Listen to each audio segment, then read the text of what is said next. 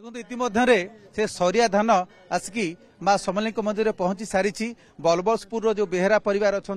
से माने आसिकी अर्पण कर सारी समलें मंदिर मुख्य पूजक को परिवार लोक प्रतिक्रिया नवा धान नुआ धान सहित आउ कौन कौन आनी आप देखुन प्रतिक्रिया नवा आज नुआ धान माँ को पाखे पहुंचला माँ को नवान्न लगी कर धान सका केत प्रस्तुति भोर 4 उठिक प्रस्तुत करमु नुआखाई दिन आम चाउल के धान के सुखे कर चाउल बाहर करसुँ चाउल बाहर कर गुण करासी गुण कर घी गुड़ आ महू गुरस देकर प्रस्तुत करासी एटा सारू पत्र एटा कुरे पत्र एटा सारू साग रंधा मांगटारे भोग लागसी ये कुरे पत्र धनारे सकाळु आज केतबेले गाधे की पूजा क्षेत्र पूजा पाठ करिकि तापर बोधे धान काटी थे हां सेटा तो से जानबे जे धान आनी जन से जानबे जे रहितंती अपन परिवार सदस्य माने आसी थांती प्रति वर्ष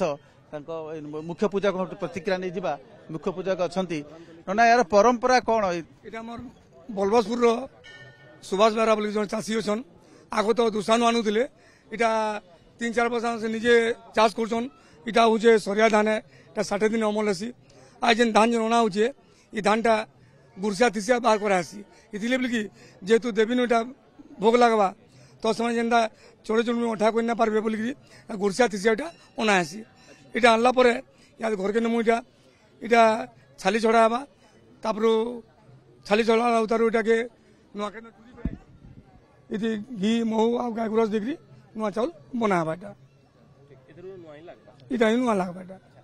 देखु ये जो धान अच्छी कैमरा पर्सन रंजन को देखेबे ये जदिव बर्तमान धान अमल समय नुहे किंतु सरिया धान जहाँकि 16 किस्म धान 60 दिन अमल 60 दिन होता है तेणु कौन चढ़ई कि जीवजंतु को अईठा करने पूर्व प्रथम इष्ट निकट नवेदन कर परंपरा अच्छी ना ये धान केते पवित्र आज्ञा देखुन ये धान पवित्र कहले आज्ञा इथिले पवित्र है जेहेतु इटा धान नहीं थी आम चाषीटा पहला बाहर कर दूचे गुरसिया थी धान पाचबार आगुन इटा माने गुरसिया थी चाषीटा तुली दूचे इथिले बोलिकी जदि धान ही जाऊे पाची जाऊे बेले चोरे चोरी अंठा करदे बोलिकी आगुन तुला जासी इथिले बोलिकी जे देवी को भोग लगवा तो देवी को लगवा जाए जदि कैंसी चोड़े हो चिड़गुण कि कैंसी पशु पक्षी जे भी हो अंठा ना कबा कथा बोलिकी इटा आगुन तुला आसी नुआखाई दिन या धान को आप कौन करेंगे घर को लेकिन इटा घर के गला पहले तो धान सुखाबा धान सुखाई सारे उतारू इटा के छाली छड़ाबा और नुआखाई दिन जेनटा 28 तारीख से दिन चूरी करी गाय घी महू आ गुरस देकर नुआ चाउल बनाबा प्रथम यही धान प्रस्तुत नवान्न ये माँ लगिला जाकि प्रसाद हिसाब से अन्य मैंने ग्रहण करेंगे हाँ भक्त मैंने टिके टिके ने घर पूजा करेंगे मिसेक बाकी नुआ खाए चाषी प्रतिक्रिया नहीं खूब संक्षेप जी अच्छा आपण जो आज सका प्रस्तुत है धान आने सका प्राय 6 प्रस्तुति करूँ गाधे प्रस्तुति रेडी कर प्राय इनको 9-10 पहुँचू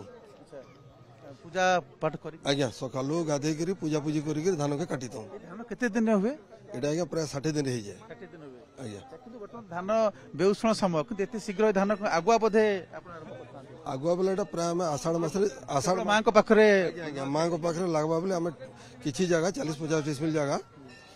आगुरी आम लगे रखी दो शुणुले ये से चाषी जी की प्रतिवर्ष माँ समलें पाखक नुआ धान नहीं आसता स्वतंत्र भाव चाष करता धान प्रस्तुत अन्नरे माँ निकट नवान्न लगी कर